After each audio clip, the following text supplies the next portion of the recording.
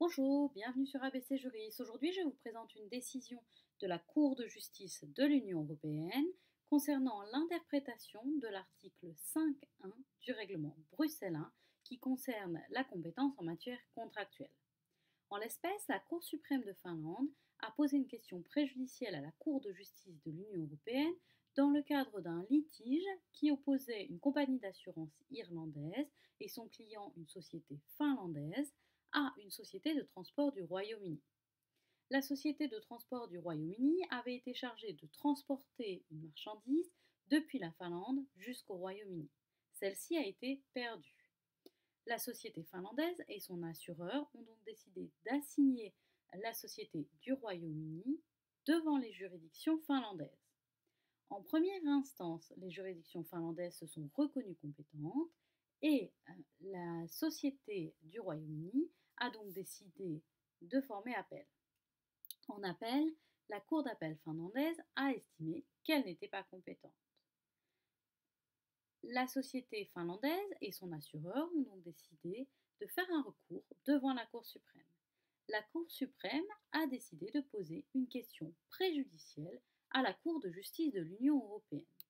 Elle lui a donc demandé comment le ou les lieux de fourniture du service, au sens de l'article 5.1 sous B second tiré du règlement 44/2001, sont-ils déterminés lorsque l'on est en présence d'un contrat portant sur le transport de marchandises entre États membres et que le transport se compose de différentes étapes pour lesquelles différents modes de transport sont utilisés.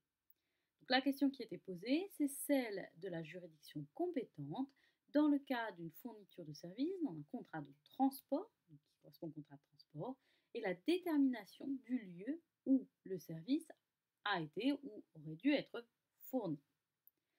Donc, en l'espèce, la Cour de justice de l'Union européenne rappelle plusieurs choses. Elle estime tout d'abord que ce qui est recherché ici, c'est de savoir si tant le lieu d'expédition que le lieu de livraison peuvent être considérés comme des lieux d'exécution de la prestation de service au sens de l'article 5.1 sous B du règlement Bruxelles I. Elle rappelle également qu'en cas de pluralité de lieux, il faut s'assurer, il faut choisir le lieu d'exécution qui assure le lien de rattachement le plus étroit entre le contrat et la juridiction compétente.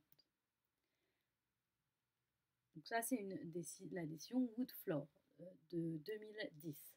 La Cour de justice rappelle également qu'elle avait estimé, dans le cadre d'un contrat de transport par avion, que l'on pouvait tenir compte tant du lieu de départ que celui d'arrivée de l'avion.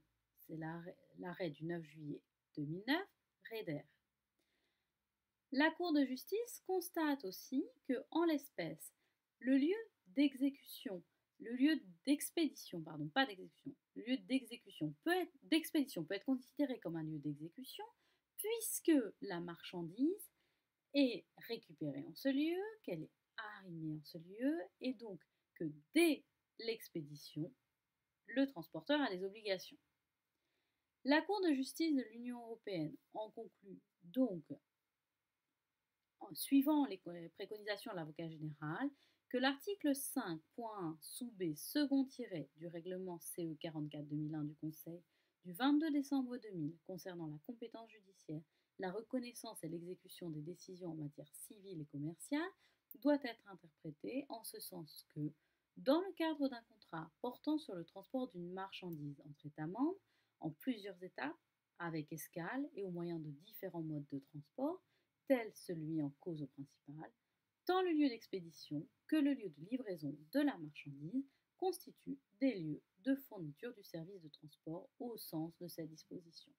Donc cela signifie que lorsqu'on a un contrat de transport, comme en l'espèce avec plusieurs escales, plusieurs modes de transport, le lieu d'expédition est aussi considéré comme un lieu de fourniture du service de transport.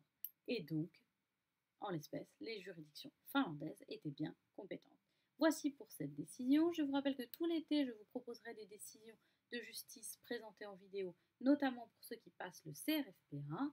Je vous invite à me suivre en vous abonnant à ma chaîne et je vous rappelle mes coordonnées.